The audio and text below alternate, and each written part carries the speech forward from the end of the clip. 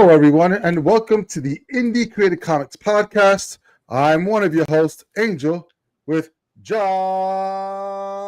Pepe. How's it going, Angel? Woo! You know it's going. It's another week, brother. How you doing? I'm good. Good? Starving myself for Thanksgiving Thursday. Oh, dude, you have no idea. It's crazy because we were just talking about that today, too. And I was like, you know what? Most people, if they have an early dinner, it's probably going to be like around 4 or 5 o'clock. But because my brother-in-law has to be at work at 2, we get to have first dinner at 12 o'clock in the afternoon. Oh, jeez. So, yeah, I'm looking forward to first dinner, then second dinner, dessert, then third dinner, and then just out for the entire Now night. you got to fit a nap in there somewhere. Ooh, I'll be napping throughout. I'll probably be eating and napping at the same time. Nice. It's crazy, but yeah, it's amazing that it's almost the end of the year already. I know. Like 2025 was just in and out, so Yep.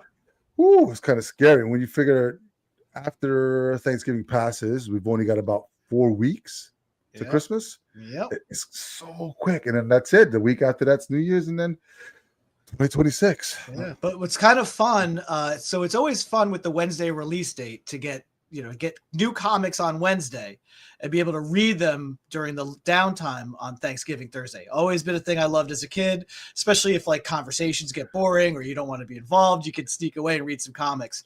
And so this year is a little unique because, Christmas Eve and New Year's Eve always fall on the same day. And this week they're both Wednesdays. Yes. So New Year's Eve. Yeah, that Christmas Eve and Christmas Eve and New Year's Eve always fall on the same day. Yeah. So we get New Comic Day the day before Christmas and the day before New Year's. So you got a lot of reading you can catch up on those days off.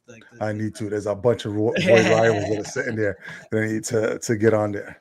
But all right, good. Just hello, everyone. Welcome to another episode. So listen, I think did have some inquiries. So what do?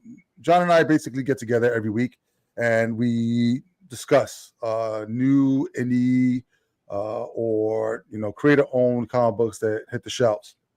But we're on a couple of mediums as well. So we're on YouTube, we're on Spotify, we're on Podcast, Apple, wherever you can listen to us, but you can see us as well. So oftentimes we'll say, hey, can you see this? So if you're just listening, just know that we're pointing at the camera with something that people can actually see. That's what's different about doing it over a couple of mediums, is that you don't know if somebody's just listening to it, or if somebody's on YouTube, or if they're on Spotify, because Spotify has video. It's had video for a while, but you can upload, but you can just listen if you want to and not have the video, unlike YouTube where it's just video. So yes, so if we're pointing sort of at the screen, and you're just listening, just know that yes, we're waving a comic book in your face. And if you're not watching this on video, and you want to see what we're talking about, then go out and buy the comics. Yeah, I got a Raz. I was gonna say, speaking of being seen, yeah, Rats Stop 7373. Hey, right back at you. Yeah, we got a couple of people on there. So if you guys are on YouTube and you are gonna write comments and stuff like that, I'll try to get to them. But so like I said, it's crazy because I just have somebody say, hey, are you showing something? And I'm like, yes, we're showing something. So we have books that we review and we try to show some of the art that's on there that we admire and stuff like that. So this week will be no different. However, what I'm going to do is try this little new format, because what I'm going to throw up onto the screen is Yay! Throw up out of excitement. That's awesome. Yes. Congrats. Dude, listen, so excited. Yeah, we hit goal on Kickstarter with Project Shadowbreed issue number 1. So we got our first stretch goal that we got out there. So I made 4 brand new trading cards. So the book is in black and white, and when the original trading cards that we had were in color. So I thought I wanted to keep the theme the same throughout. So we got 4 trading cards that are included in every physical contribution. So they're all black and white, shiny. So they're looking super mint, which I'm really excited about in this respect. So and 3 weeks, just to look like a day or two over 3 weeks, you hit your goal, and that's fantastic. Yeah. So we still got about 2 weeks left, which I'm really excited about. We're gonna have the creator of Project Shadow Breed, Justin Bartz, and the other half of Indie Creator Comics. He's going to be on very soon, and we're hoping to have that episode up this week so you can hear it from the horse's mouth. Everything Project Shadow Breed. So he's just this like nonstop of just ideas that are coming from his head. Like he's just so far ahead in the story. I can't wait till we get there. But we're just at the very beginning, which is also really exciting. And with you having read the book and giving us not that you're biased or anything, but giving your honest review on the book and what your thoughts were, and knowing what was going to be attached to it, like the journal attachments and stuff like that, to kind of make the story more complete, was really cool. So we're really looking. Yeah. If it sucked, I would have told you. I absolutely no. I know you would have told. You would have said it sucked. You would have just said it's all right. There was the bobbing of the head and like it's a comic book. It's got panels. Oh wait, look, I like this comment. Oh yeah. Speaking of the best. Okay, we deserve everything. Thank you so much for that. At Eric Roberts 4127. 4127. So so we're really excited. We did hit go, but we're still about 20 days left in it. So I'm going to throw up the QR code. If you want to check it out, that'd be cool. And help support independent comics, that'd be absolutely fantastic. But yeah, really super excited off of that. So yeah, all right. So we do have some reviews for you this week. And just really quick, again, love that people are commenting. And again, if you are watching this on YouTube, hit the like button, hit the subscribe, comment there. Whatever you're doing, if you're even just listening audio, whatever that service, give a thumbs up. It does really help. Helps push us along the algorithm, so more people can see. And more people can see. Yes. You're always selling, bro. I love that you're always selling. I'm like the worst business person that's selling anything. I just want to talk about comics. That's it. You know what? You know why? Because at the shop, I had a nice little streak last week. I sold an X-Men #1. Helped sell an X-Men #1, $3,700. Really not, low grade, but boy, this guy was really happy to get it, to add it to his collection. So you get that buzz, you get that you want to keep going, you want to keep riding that track. I can't wait till we get more indie or creator owned stuff that sells for that. Like the only thing that I can think of right now that would probably sell for a decent price would probably be Turtles. Turtles, any of the Mirage Turtles, sure. Walking Dead #1. I mean, that's Walking Dead. The Wizard 1/2. If you have that, that's pretty mint. If you can get a hold of one of those, especially if it's still polybagged in the original magazine, but that's rare. Yeah, but it's not as many. They're there, but they're there. Yeah, they're coming. Yeah, soon. But when we get something huge, then we got to wait 50 years. For it to accumulate. But all right, cool. So really exciting. So look out for that creator spotlight with Justin Bartz, the creator of Project Shadow Breed. That'll be on sometime this week, probably by Wednesday, because that's when we have the news release dates for those. All right, wonderful. So let's get right into it. We are into reviews.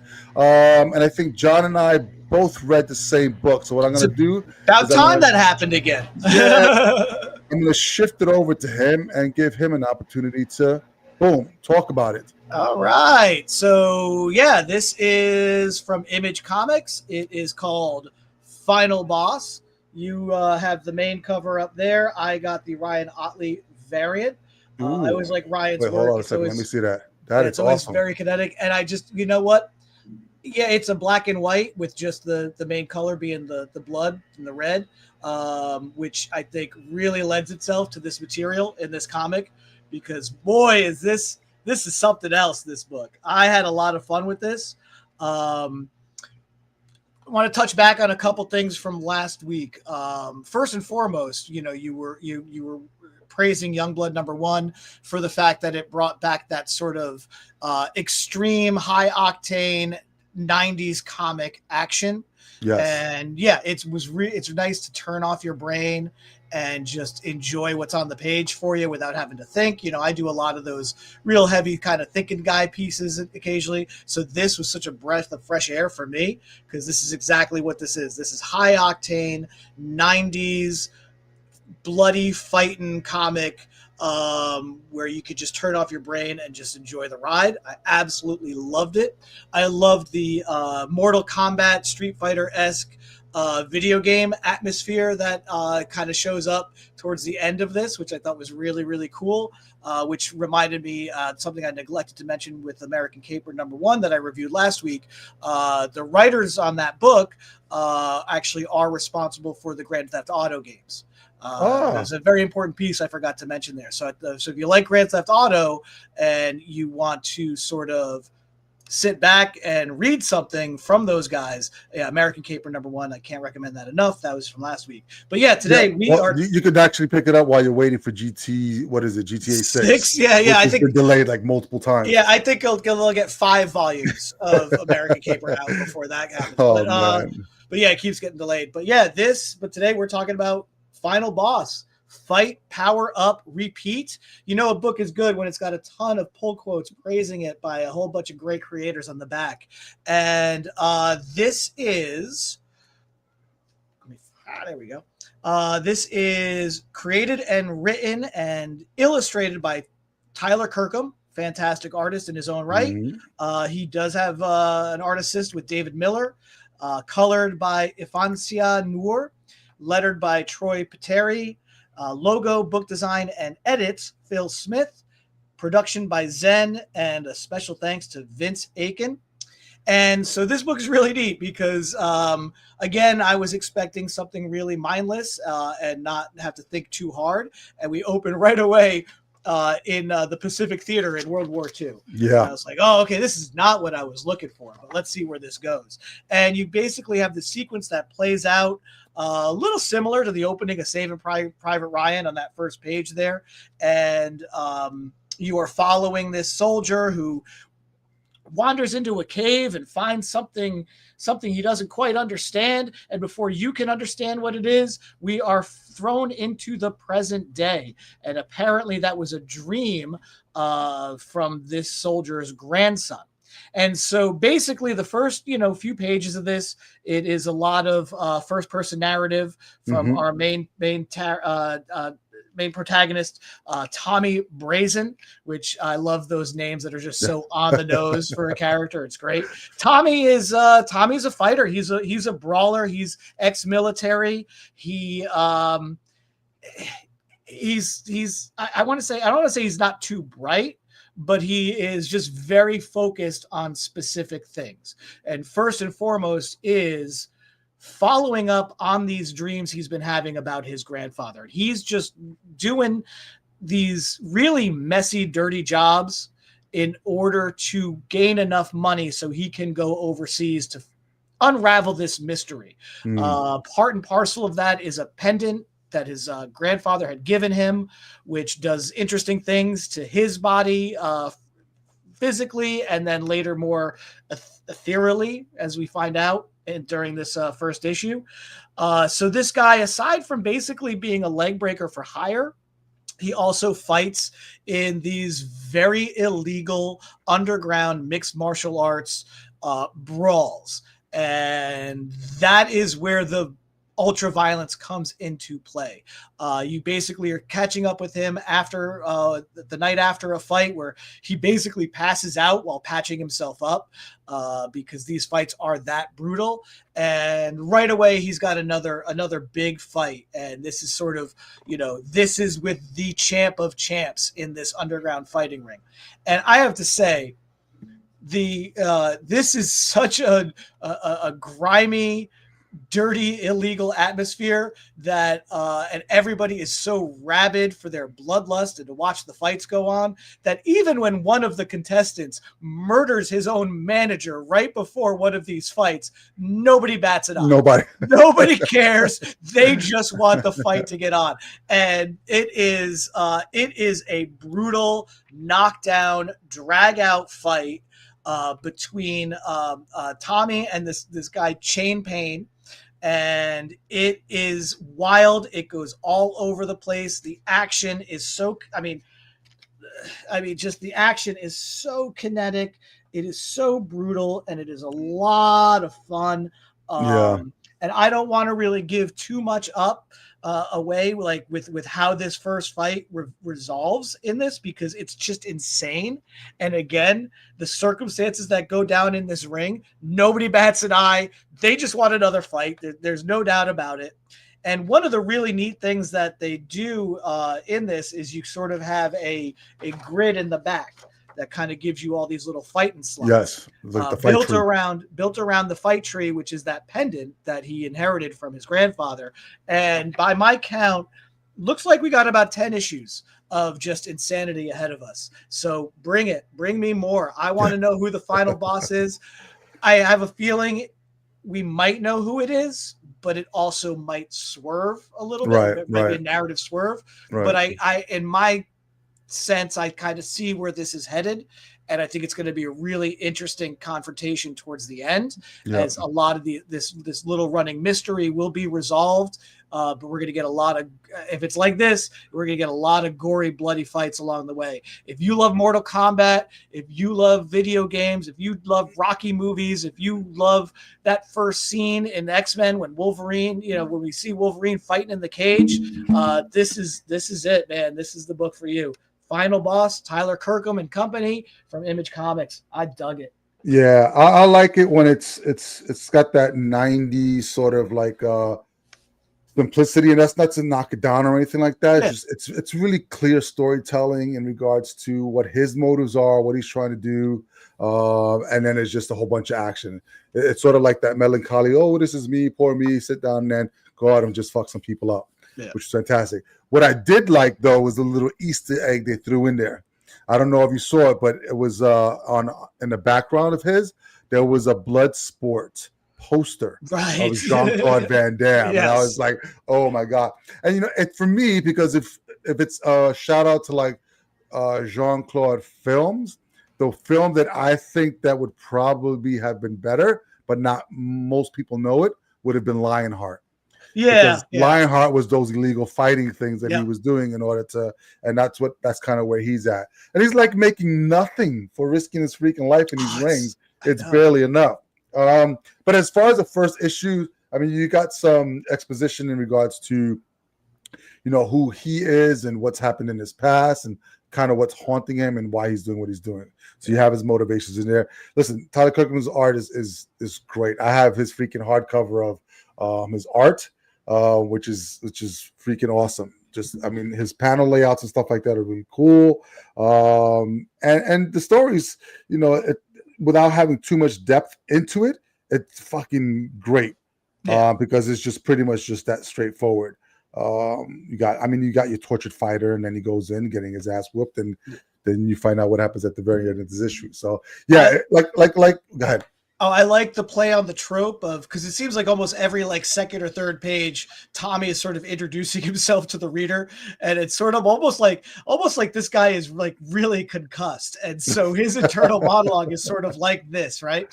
But I kind of like with each time he gives that little this is who I am, what I do, you get a little bit more of a piece to his story, so it does kind of build. So I kind of dug that, but it's this sort of like. You kind of feel for this guy a little bit because he's definitely a little punchy, I think, from all this. And I like the back and forth between the internal dialogue and it's throughout the entire issue, even when he's fighting. Yeah. So he's not talking to the characters themselves, but he's got this internal dialogue that he's struggling with and kind of letting the reader know on, what he's feeling at that particular moment. Which is cool. Yeah, I dug it. I'm gonna continue with it and see where it goes. If it is 10 issues and it finishes off there, that'll be cool. I'm along for the ride on that. And as far as we know, this is very much its own thing. And it would be interesting though to see if Kirkham is able to maybe bring in some other Image characters to kind of fight along the way. Again, it seems as of now there might be a finality to each of the fights, so I don't know exactly if that was something that would work, but it just kind of it almost feels like it almost screams for some sort of guest star cameos in this world. So, I would love it if the Savage Dragon showed up. I think he'd be perfect in his book as a cop, coming in and busting up some stuff, and then they end up having a fight. That'd be freaking fantastic. And again, who knows where this is going to go, because it doesn't seem like, because again, now he's got this money, that he needs. So he's going to go off on a journey. Is he going to encounter more fight clubs along the way? Or are these going to be fights in the wild? So again, just like with the Mortal Kombat tournament, or how Street Fighter is laid out, the best of the best come along, like the Bruce Lee Enter the Dragon or Return of the Dragon, that kind of idea of a competition that he might be heading towards that is international. I mean, there's a lot of room for this to go, and we'll see where it goes. Excited to see where it goes. Yeah, that'll be cool. All right, guys, check it out. Final Boss from Image Comics. All right, moving on to mine. This is not so much new, but sort of like new-ish material being re-released again. So I got to read Capes. So this is another Image book, and this is sort of a revamping. So this was a 3-issue that came out, I think, in the fall of 2003, and it's in the Invincible universe. Yeah. So the Invincible universe has obviously Invincible and his father Omni-Man, but then there's a whole bunch of these superhero groups that are owned by corporations or different factions and stuff like that. And this is one of them. So you got the main guy up there, Bolt, is who's in this book. Machine Head is a bad guy that you've seen in the animation and stuff like that, which is pretty cool. And then a couple of people up in the back. Kid Thor is sort of like the new guy on the team. So basically what they did is they took the old material and the old team. So it's Robert Kirkman writing, and then you've got as an artist Mark Englert, and then Russ Wooten on letters. So they actually took the 3 issues, recolored them, added additional panels or changed panels and dialogue as well to kind of update it for now. And then they're going to continue with the series afterwards.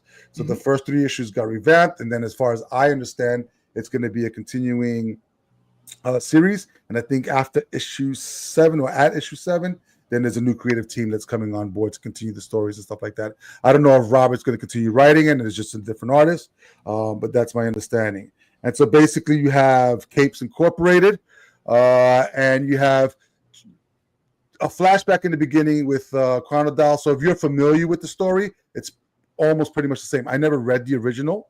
Off of it, from what I understand, it's pretty close to the original with introducing the same amount of characters they had previously. And then basically you just have Bolt, who is stopping this guy called Medallion, who looks a little bit like Doctor Strange, weirdly enough, and just crushes him in the very beginning. And you sort of have him going back to headquarters being late for taking a new recruit on tour, which is Kid Thor. He gets introduced to the team. He takes them around. So this is a really good introductory issue. If you've already read this before, I believe there are some significant differences, so it might be worth picking up. If you like superhero tropes, if you like superhero teams, if you like Robert Kirkman, if you like Invincible, then this is pretty much up your alley. The colors in this book are fantastic. If you know Robert Kirkman, then you know his writing and stuff like that. But I think the way that they recolored everything, just modernized everything, is just really, really, really, really, really, really cool. All the action and stuff like that, like this guy falling onto the car with these guys talking to superheroes. And it's funny, you think superheroes don't drive cars, especially ones that have capes. But yes, there you go. And then you have I think his name is Concrete, which is funny because he gets knocked out by freaking let me see that habit, because that's freaking cool. So yeah, if you look at the top panel, you got Kid Thor just knocking the freaking rock skin off him, and then he turns into his human form off of that.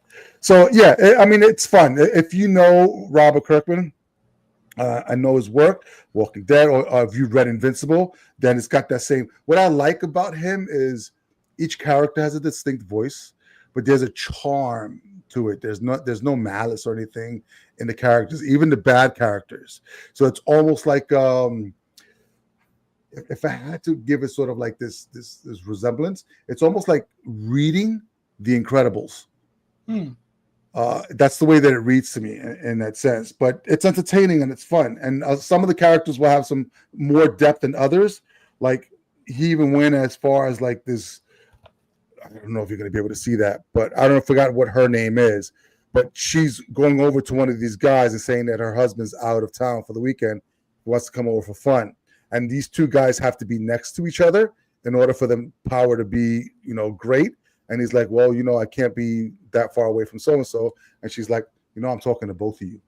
So I was like, oh, that's a little hardcore. And we're not. Okay. And then towards the end, we have sort of like this prison break from one of the prisoners that they had in there, the super strong guy. And then that's kind of our cliffhanger off of there. So I think the first 3 issues will be quite similar to the first 3 issues back in 2003, but with some differences. And then it'll continue on. So yeah, if I'm in, because I just finished reading the first compendium of Invincible and about to get on to the next one. And I like that whole universe. And he has Beast is out right now as part of that Invincible universe book. And we'll see what else comes out off of that. I really like that he's doing this. So again, Invincible, it was such an iconic comic, even when it was coming out, and he really meticulously crafted that world. But that story of Invincible is over, and he spent some time, acquiring the Mattel license. Was it Mattel or Hasbro license? Hasbro. So he could do G.I. Joe, Transformers, Void Rivals, that Energon universe. He's doing the Skinbreaker stuff, with David Finch.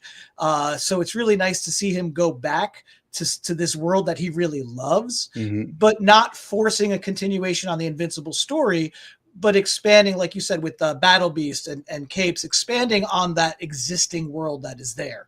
So I love that he's doing this. For someone who has not read Invincible, is something like this very accessible to? Because there's really no mention of Invincible, right? In this, and what's really cool is he's smart, right? Yeah. So you've got Invincible season 3, either out already or coming out in our specs, and these heroes are in that season.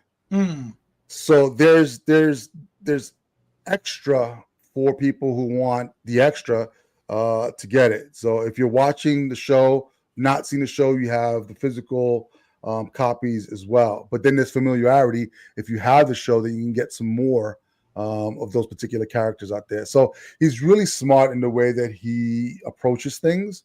And this whole, he could have probably just did Transformers and G.I. Joe together by themselves as their own IP, but then to create this middle void that brings everything together with Void Rivals, I think is just ingenious. Because it allows them, even if they don't do a full-on, live action movie, I think they can tell a really great animated, Void Rivals triangle with G.I. Joe and Transformers, there is in development an Energon universe animated adaptation. And again, just another example of why Kirkman is the smartest guy in comics, as well as in getting comics into other media, and then and playing with these IPs as far as the Energon stuff.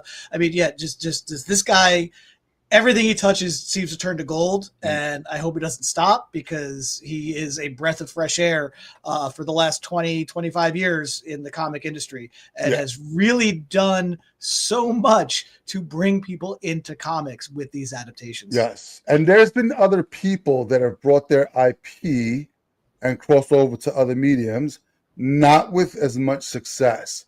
And I think the difference with Robert Kirkman is that he really not only believes in what he's doing, but he really loves the original medium, which is the comic. So everything starts with the comic, and then if it expands to another medium like TV, great. But it's not, hey, I'm going to write this down and do this comic so that it can get picked up by Netflix or whatever.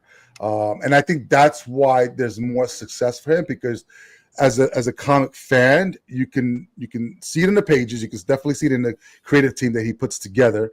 He puts the right people together to understand the material that he wants out, and then just the way he writes. You could just see that. So I think, whatever he, like you said, whatever he touches is pretty much just going to freaking be good. And he's patient, which is fantastic. And, I think especially I think with the Invisible cartoon show, he has some creative input, probably more than he did with the live action Walking Dead. But the other thing too is that as the creator, he does know when to step back and let the TV people do the TV things that they need to do and take the story where they feel it needs to go while still remaining true to the spirit of his original version. And I think he's really good at that letting go that you need to do when you allow your stuff to be adapted. And it's freaking insane because if you think about it, he's running Skybound, and I'm pretty sure he has people that are working with him to run the every day to day, but he's still on the creative end as well. He's still writing. So he's writing, and then I'm pretty sure he's in meetings and he's making these deals and looking at the future. And he's probably like 5 to 7 years down the road with things that he has to check off on his list and stuff like that. And how he stealth launched the Energon universe with Void Rivals, which is a series he is writing, but jobbed out G.I. Joe to Joshua Williamson, Transformers to Daniel Warren Johnson, but has now picked up writing on Transformers with issue 25. So again, you're going to start to see more of, I think, his vision of what this shared universe is going to look like going forward. So, and Dan Moore on art. Dude is freaking great. It's just great. So cool. So Capes from Image Comics, definitely check it out, especially if you're a Robert Kirkman or Invincible fan. You will not be disappointed. And then you had Final Boss also from Image Comics from Tyler Kirkham. Just fantastic artist. Really cool. Not for the squeamish. So bloody, so good. There was a lot of blood. There was a lot of blood. It's just red. Yeah, it's just a lot of red. Yes. They're running out of, they're going to, have to pay a lot on the printer for that. But no, it was good stuff, man. I'm like I said, I was pleasantly surprised to just, and happy to just turn off my brain and just enjoy that ride. So yeah, it was good. All right, cool. And as I mentioned before, look out for probably this Wednesday, the interview with Justin Bartz, the creator of Project Shadowbreed. We're going to have him on so that we can talk about it. Just really excited that we got this campaign funded. Still 20 days to go. So up there on the corner, you'll see the QR code, or you can just go to projectshadowbreed.com. It'll take you right to the Kickstarter page. Think about, supporting some indie creators on this side. All right, kiddies, that's all that we have for you this week. So if you like what you heard, click the likes all over the place. Make sure you subscribe to the podcast. Better yet, tell 100 of your friends to come over because we're here every single Monday at 1 p.m. Eastern. If you're a creator, want to come on to the podcast, talk about yourself and or a project you got coming up, go to indiecreatorcomics.com, look for the tab that says podcast form, fill it out. John and I would love to have you on. We do have actual creators that I think I have about 2 or 3 that are lined up, but we're setting up everything for January. We've got no more for this year. We're going to look at the first of the year for bringing guests on. And last but not least, please, please, please support your local comic shops, because without them, we would not be able to do what we love to do. Now, John's going to tell you where he gets his comics from. And this time, I promise you, it's not going to be 3 minutes long. John, where do you get your comics from? Well, I get my comics at The Joker's Child in Fair Lawn, New Jersey. No, I got a little bit more. Yeah, you might have heard the news. Yeah, we did sell our X-Men #1, but boy, we got a whole bunch of other great stuff that you might want to get in on, like a giant size X-Men #1 that is in beautiful condition. We have the first Alfred in Batman, like number 20 or something like that. We got a lot of great. We got first Herbie, FF209. So yeah, come on down to The Joker's Child. Take a look at all these new comics that come out, but also treat yourself or get a nice gift for somebody who likes the old comics, the ones that smell like newsprint and rotting paper. That's what comics are about, folks. Not this glossy stuff. Sometimes it's great, but boy, you want to get that feel of a really old classic comic in your hands. Visit us at The Joker's Child in Fair Lawn, New Jersey, or go to your local comic shop and say, I want your oldest comic and I want to feel that in my hands and I want to give you big money for it, especially time for the holidays. So we would all appreciate that. I wanted it in my my little Santa stocking there and stuff. All right, guys. Until next time, we want to thank you for joining us on the Indie Creator Comic Podcast, where we are all about independent comics.